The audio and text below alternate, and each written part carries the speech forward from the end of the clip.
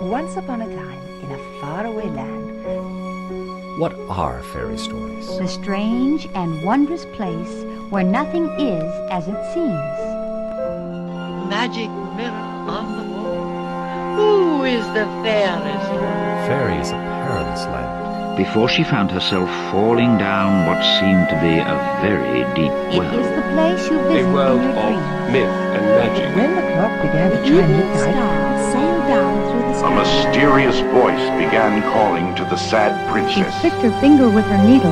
3 drops of blood fell on the In a small trance, white she finger. followed the haunting And peered sound into the of a hollow winding tree. stairway to the top of the You tower. can read along with me in your book.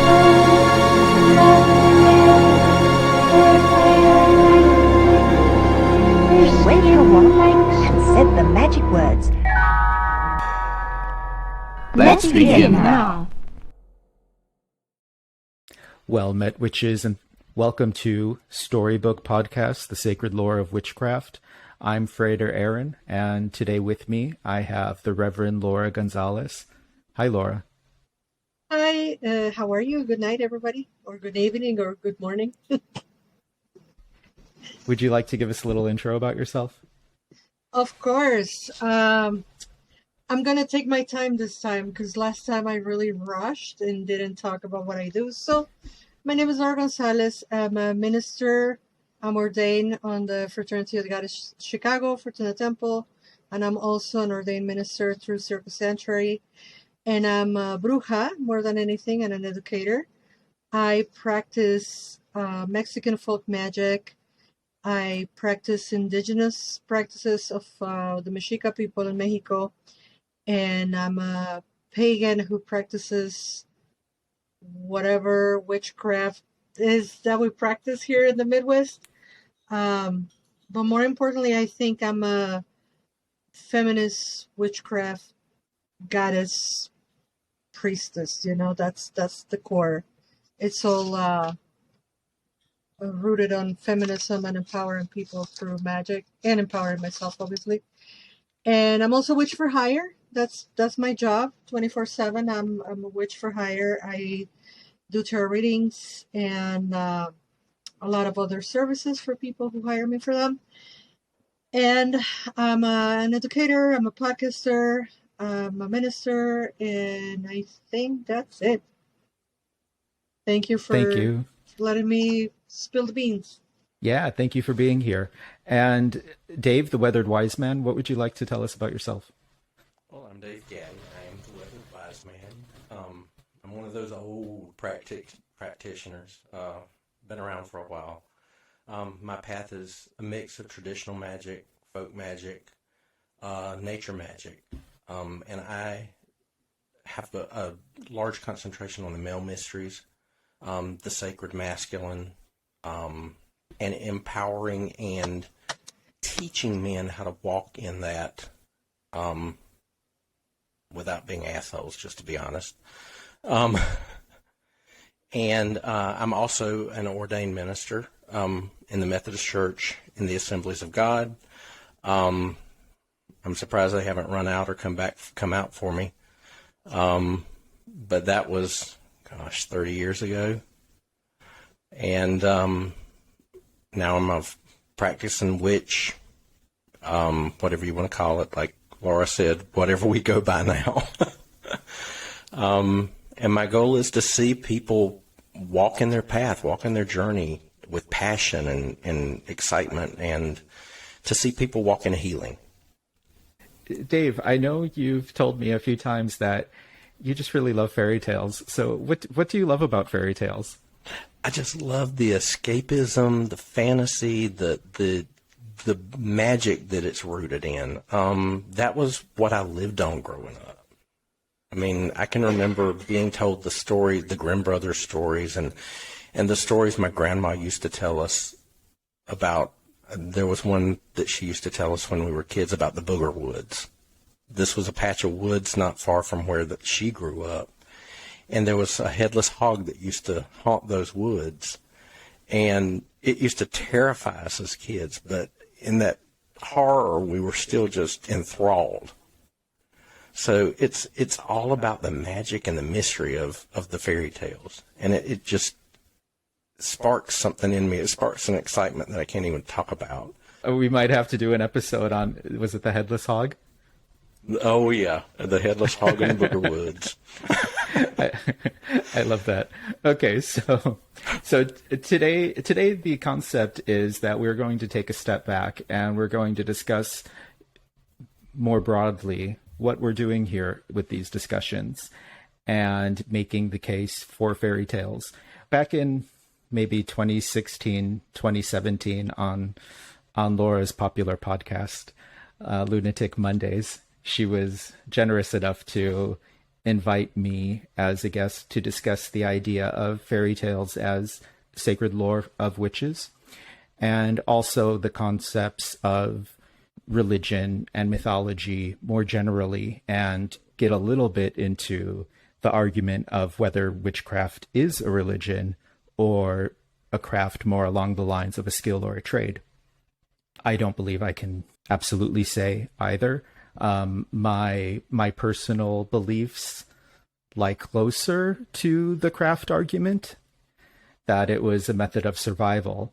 But I wanted to take the stance of religion just for interest's sake, and then look at that religion. Okay, what are our sacred stories, and how do our rituals connect with the sacred stories?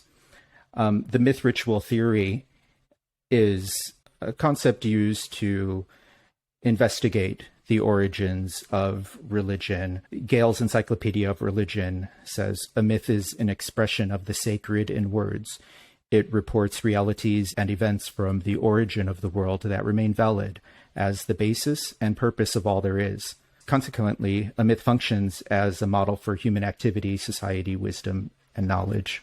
Religious philosophers Otto and Eliade both argue that ritual arises and celebrates the encounter with the numinous or sacred, again from Gale Encyclopedia of Religion. Still others, like Robertson Smith, have presented ritual as the very heart of soul and religion, putting more emphasis on ritual than myth.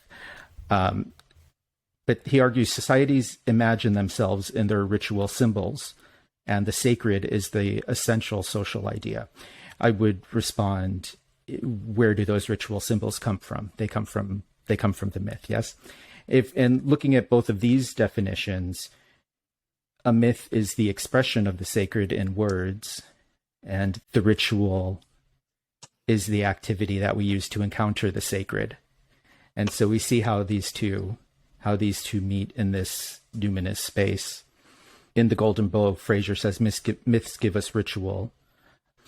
Myth gives ritual its original and sole meaning. Without the myth of the death and rebirth of the god of vegetation would scarcely be ritualistically enacted. So we see the argument for myth as a basis of ritual. The counter argument has also been made at times that myth has been used to explain ritual. And one of the great synthesis of ideas is that it's an ongoing practice, right? The chicken or the egg may have come first, but at some point it becomes a cycle. So the myth exists, the ritual reenacts it, the ritual becomes more elaborate, and then the myth becomes augmented to explain the increased activities of the ritual. I first saw these in Jeremy Naydler's works on ancient Egyptian ritual. But so my question was, what were the myths that tied to our rituals as religious witchcraft ceremony? Does anyone have any ideas that we could jump into at this point? So my mind has a lot of different avenues, right? Because I come from folk magic in Mexico that does not explain a whole lot of things. It just is, because that's the tradition and that's how you do it. And then I'm an immigrant. I immigrated to Chicago 25 years ago. And one of my first mentors taught us that ritual is like going down kind of like a stairwell that you go down and it gets narrow the further down that you go on every step of the ritual, and that the divine is waiting for you down there. And then when you raise the so-called kind of power, right, you're doing with the energy quite the opposite. You're bringing it back up from like a white stance into the hat of the witches, the pointy end. And right now, when I was hearing you talking about the myth and the ritual and how they are so intertwined, what came to mind is thinking about the journey of the hero, right? So maybe when you're doing the ritual, going down that staircase, it's part of the journey, and when you're down there, that's where you slay the dragon, per se, and then you come back up renewed, like the fool, like the hero. Would you say that some of the folk practices in Mexico elaborate on Catholic concepts or myths, or not necessarily? It's a great mix. And a lot of the myths come from the Psalms and the Bible and all of that, and they're intertwined with the Mexica, Tenochca people and traditions. But then that Mexica religion was also written by monks, and by priests. So was it really a religion? Well, there's a lot of scholars now that are doing investigations, and they talk about it as being a philosophy and not a religion. But as a pagan witch that practices indigenous practices, I'm like, no offense to anybody really, but tomato. I mean, philosophy, myth, religion, semantics. You couldn't have primed us better for our next topic, but we'll put that on hold. Well, I mean, I feel like with the myth, even looking back to the Christian background that I had, it all starts with that myth. It all starts with the story. It always culminates in action based on that myth. And I feel like as a part of my craft, it's the same thing. My path is taking the stories and weaving them together into something magical. Whether that be ritual, whether that be just something as simple as warding, it still comes from that original story, that original myth out there. And it's like you said, I think that they've become so intertwined that nobody really knows what came first. Speaking of the distinction between philosophy and religion, and I would argue that because we know so little about what was actually taking place throughout history, and those distinctions didn't always exist throughout history, that might be an argument that could be made about other cultures, even besides in Mesoamerica. Off to the side, plug, Laura and I will be on a Valentine's edition of Mystic Chat in February. And that was something I mentioned and planning to mention in that discussion with Valentinian Gnosticism, that in a lot of ways it could be seen as a way for the people of the time to understand psychology. Mm-hmm. And it very well might have been. Psychology put in spiritual terms. What we would call psychology put in spiritual terms. The love. All the love. So this dichotomy now between religion and philosophy brings us to these ideas of, continuing along with mythology, mythos and logos. So mythos, the Greek term, used often to describe the word, but specifically the word as it is related to creation stories, to mythology, to the more creative, imaginative aspects of emotion and storytelling, versus logos, which is also translated as the word very famously in both the Old and New Testament, but in the New Testament, such as in the Gospel of John, where in the beginning was the logos, or in the beginning was the word. But it's not specifically the word solo, it's not specifically the word just as a spoken word, but as the logical process, we could say consciousness. So the terms mythos and logos are used to describe the transition in ancient Greek thought from the stories of gods and goddesses and heroes, mythos. This was represented by the earliest Greek thinkers such as Hesiod and Homer, to the gradual development of rational philosophy and logic, or logos, represented by philosophers such as Socrates, Plato, and Aristotle. Both reason and especially modern religion depreciate and condemn the principle of magic enchantment, a key aspect of mythos. Thus, modernity is secular, and the formation of modernity has been so deeply influenced by the reigning religions that it has required a snuffling of animism. Patrick Curry in a essay, Enchantment and Modernity, says both such disenchantment is essential to the modern project of rational mastery of nature, starting with its objectification and proceeding through its explanation, domestication, commodification, exploitation, and, where necessary, extinction. In the clearest possible contrast, at the heart of enchantment is a very different kind of relationship with nature, a very different nature, a living or animist, more than human, an ecocentric, a mythic nature of subject and sensuous particulars. I really love that. Bringing this back to the myth ritual theory, for the myth ritualists, myth becomes literature when myth is severed from ritual, such as when logos takes over religion. When tied to ritual, myth can serve any of the active functions ascribed to it by myth ritualists. But bereft of ritual, myth is reduced to mere commentary or fiction, secular literature. Works of literature are interpreted as the outgrowth of myths once tied to rituals. It reminds me a lot of psychology, and I'm make a very reductionist commentary here, for I am not a psychologist. I wish I was with all my heart, but I'm not.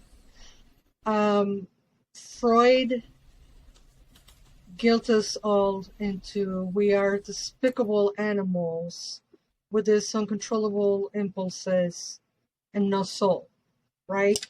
So that sounds to me a lot like this logos idea, where Carl Jung, it is said, gave us back our soul. You know, when he actually married logos and spirit or myth, or, you know, and seeing these archetypes as living within us and us being connected to something that is greater. And I have told you like a million times, and whoever listens, you know, when you ask me if I truly believe that there is a god or a goddess up there in the sky looking down at us, and I'm like, no, I think they're archetypes and they're all made up inside of us, and the goddess really doesn't exist. And then something happened where I'm like, oh my God, I'm the greatest believer. She is up there. She's really up there, down here, and all around.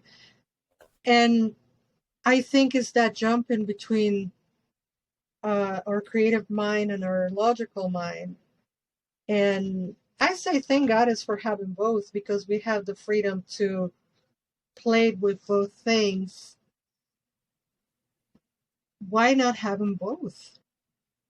There is this wisdom that is ancient and that is sacred. And there's a tiny, tiny sliver of it on modern tales, right? That if we really pull that thread, we can find the deep sacredness into it. And to give you an example of what I'm trying to say here, if you know me for 5 minutes, you know I'm going to tell you never to put your purse on the floor. Like, don't put your purse on the floor. That is seen as magic folk tradition, even as a superstition, right? Don't ever put your purse on the floor. And it wasn't until like 5 years ago that I learned that the ancient people of Mexico will carry their tools on morrales. It has a name, but I can't remember the name, the Aztec name. These little bags that you, kind of like a crow's bag. And the tradition comes from your tools being so sacred and so unique and so hard to come by that you wouldn't put your bag on the floor anywhere. So I just did it for years, or didn't do it for years, just thinking because it's bad luck. And the truth of the matter is, it has this deep philosophical origin that I didn't know. But because I heard the myth, because I heard the tale, because I heard the superstition to never do it, I've never done it. And now that I know where it comes from, I'm like, wow, we carry a little slice, a tiny slice of the wisdom, even through so many centuries, still carried on. So the wisdom is truly never lost. As much as we want to rationalize it, it's still there, and I think that is very powerful. So when you came up with this idea of doing it with fairy tales, I'm like, yeah, I'm all for it, because we're gonna keep finding those little golden nuggets. Mm-hmm. That's a beautiful example.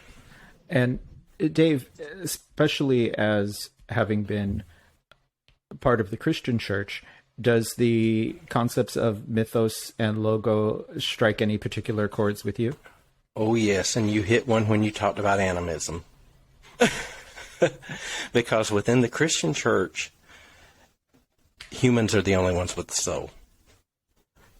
Animals don't have souls. They don't have spirits. Forget nature having a spirit or a soul. And that was one of the issues that I constantly had, because you can't have a pet. And Laura, I've seen pictures of your dog. You can't have a pet and tell me that there's not something in there. You can't. And the mythos keeps that enchantment alive. It keeps that spirit alive with animals, with nature.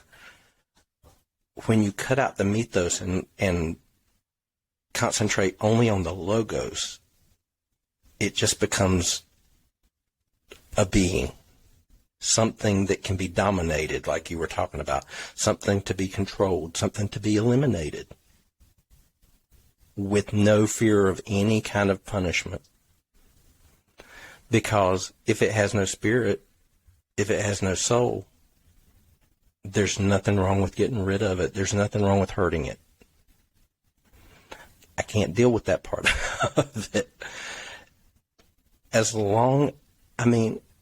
If it takes enchantment, if it takes the mythos, if it takes magic for me to hold that part close, I'd rather have the magic. I'd rather have the mythos. Yes, is there a place for both of them? Of course. We live in a finite world here, but we walk between two different worlds. And I think that the mythos versus the logos is a big part of that. As with fairy tales, we walk between worlds.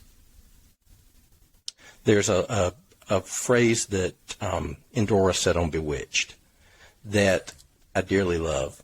And it essentially talks about we're quicksilver. We're like a fleeting shadow. You find us on music. You find us in the stars. That's who we are. And without the mythos, that doesn't exist. There's an echo of that saying in the poem MYTHOPOEIA by Tolkien, which will be available to listen for those who are listening to this recording in our previous episode. Laura, I see you excited. Yes, because Dave opened a can of worms and I want to eat it all. Aaron knows this about me, David. You're just getting to know me. You give me a rotten tomato, I trace it back to patriarchy. So, it is a tool of patriarchal power over to strip the myth and strip the soul and the living spark of life, el tonal, the essence of life, from other species and other kingdoms, you know. And when you sit on your ivory tower, not you, Dave, but you humans, sit on our ivory towers thinking that because we're human, we are superior to any other species, it gives a carte blanche to just go ahead and destroy and pillage, etc. And I wonder is that is why they say women were not as sacred as men, because when you don't have a soul, it is a perfect excuse to destroy, you know. And if the myth or if the idea of animism and soul being within every living thing was part of the dominant religions, we wouldn't be on the problems that we are now, you know. Starting with animals and the land. I almost cried when you said that the main thing is that they said that the earth has no soul. And I don't want to cry, but it's like, how can they, whoever was the first person, say that when all you had to... I'm always in awe by birds. Birds could choose to go wherever they want. They can fly anywhere they want. And yet they stay in the cities. I don't want to cry. They choose the city, and they choose to sit on the cables and keep us company, and they gift us their song. Say something, Aram, because I don't want to cry. Well, but it's like I was saying, you strip the soul out of it, and it's easy to pillage it. It's easy to destroy it. Look at the earth. What have we done to it? What do we continue to do to it? The same thing with animals. And that's one thing that just drove me crazy in the churches. They talked about having dominion over things. No, you work in partnership with things. If you have dominion, you're not a ruler. You need to work with what you have. You need to work with the earth. Be a part of the earth. Be a part of those animal spirits that you see on a daily basis. And just, you have to be able to have that interaction. And it's like I said, yes, it's easy to destroy it if you think that it has no soul, no spirit. And if you look at, and like what you were talking about, Laura, with women, in most religions, they are supposed to ride on the man's spirituality, strip them of their soul. One more reason. And is what the colonizers have done with the indigenous people, and in more modern times, what has been done to people of color. Thank you for bringing in that word dominion, because that was where I was going to go next, in response to the concepts that Laura especially is bringing up. This de-souling of nature was, of course, written into the sacred text, the sacred lore of the church, in the passage that man was given dominion over the earth. And of course, the populace chooses the easy route or the more convenient route over the more difficult route always, right? So there's little discussion what is meant by the term dominion. You know, is it to nurture and care for, or is it that we have the right to strip it of all its resources? And I don't believe that's even I think that's humanity. I don't think that's specifically Christianity, although we're talking about the concept in relation to Christianity. I don't want to disparage an active religion. And I understand that many witches are following the path of Christianity in their witchcraft, which is likely has historic precedent, at least for the past 1,500 years. However, for those of us who do not find solace or sacred wisdom in that path, was an inspiration for proposing that we look at something like fairy tales as our sacred text. I don't think it's necessarily Christianity. I think it's patriarchal thought, because Christianity was born to, as far as I know, if we believe on the historical Jesus, he was a rebel, he was a disruptor, he was a person that wanted equality, and he didn't stutter. He said equality for all. Right. Or maybe he didn't say it. I don't know. I don't think it's a particular religion that did this. I think it is the patriarchal idea of men should dominate everything else that is not male, and then it's applied to a lot of things. And nowadays in 2023, we know, right? If you have the statistic thing, the better you are is if you're white male cis, and then it goes downhill. The less male and the less white and the less cis is less fortunate. Putting out the bottom of that at the opposite end, Black women, and then women of color, right? And then all the other ethnicities and gender, and then sizes and geopolitical, geographical, etc., etc. So it's not a one religion, like Aaron said, in my opinion, but it's patriarchy. It's not the religion. It's not one religion. It's the concept of male being superior to anything else that has permeated absolutely everything. And just to add to the commentary, all of us have it within us because it's part of the mythos of our existence. And you can try not to be a patriarchal a-hole, but we all have it internalized, all of us. Mythos and logos, as both of you were saying, are necessary for modern survival and the survival of culture. And I don't know if I drew this thread clearly enough, but the focus for the past 2,000 years has been on logos. It was written right into the sacred scripture. In the beginning was logos, and there's not a mention of mythos, even though, of course, myth is part of our culture. There's been not much importance afforded to it. So to incorporate mythos is to counteract the indoctrination that we all have, that is predominantly logos, and the difficulty in returning to that animist state.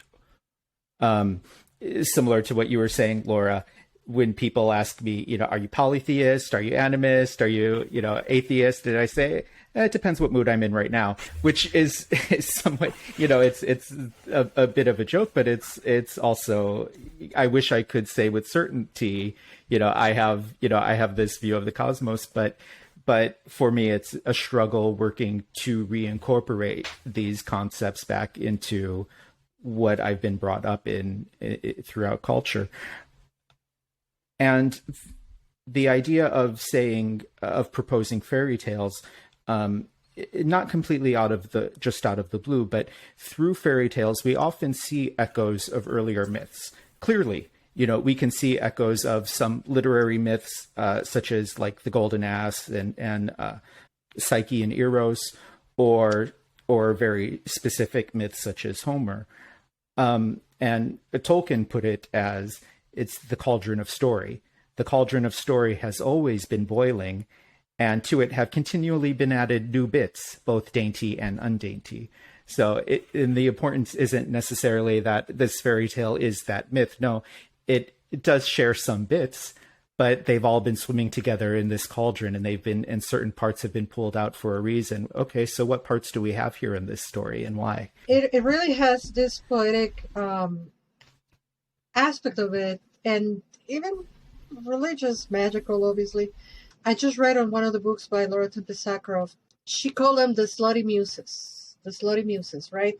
The muses that go around the world inspiring people to write or to paint or to draw the same thing.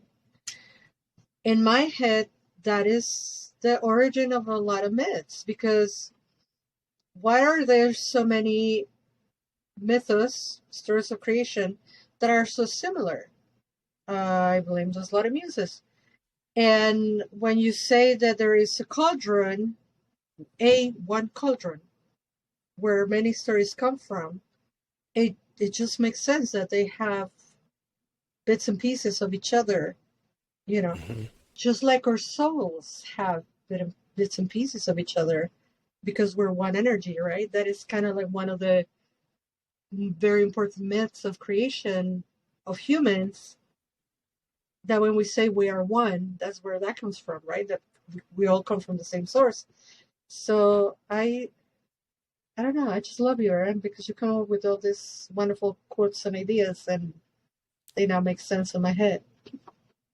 And physically, we contain aspects of each other and everything, as well, as beautiful or disgusting as that may seem. Well, and in thinking of the cauldron, I think of Caradwen, the Celtic goddess. I mean, she was the weaver of the world in that cauldron.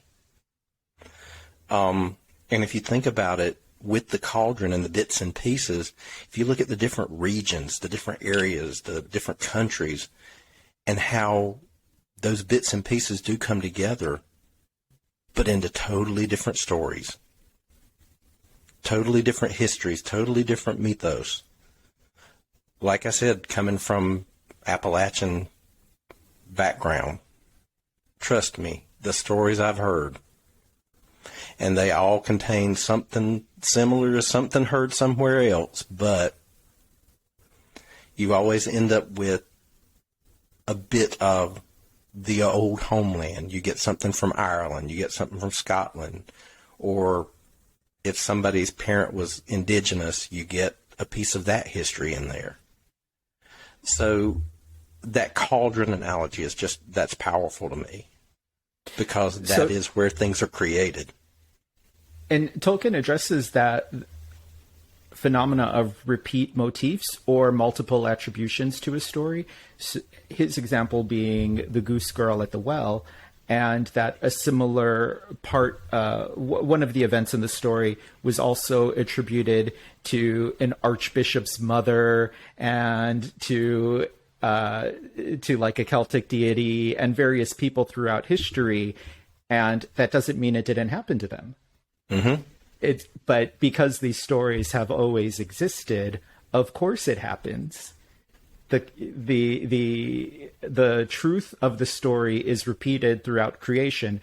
I mentioned some of the myth ritual theory first came to me when studying ancient Egypt, and in Egypt there's the concept of the Zeptepi, or the first time, and that is when the myths took place. But it's not necessarily history, it's the realm of mythology where that cycle is always happening and creating the world and the energies of the world that are happening. So of course those events are always happening again and again as well. And when we perform magic and when we perform religious ritual, we are tapping into that place of mythology and story and creation, and bringing those energies consciously to the matters at hand. Specifically getting into these stories as fairy stories, one of the questions could be, what is a fairy story? In some places they've also been called wonder tales, and that is another argument that maybe we'll return to, but for bringing them into our purpose here, when we've been so ingrained in a logical and literal understanding of reality that as we grow, sometimes we lose wonder. And by wonder, I would say the ability to think magically as well. Mm-hmm. And so the task, I taught this actually as part of my witchcraft classes in Chicago in the beginning, that one of the first lessons was on awareness and wonder, and creating that mindset that enables magic to happen, enables the world to be enchanted and to have magical possibilities. As you hear, we introduced a lot of topics into this discussion. So I decided this was a good place to stop and give us a chance to cultivate the wonder of the magical mindset in the modern age. When we return for the next half of the discussion, we'll dive deeper into the mythical first time, the once upon a time, a fairy tale. Until then, may your travels in fairy be filled with wonder.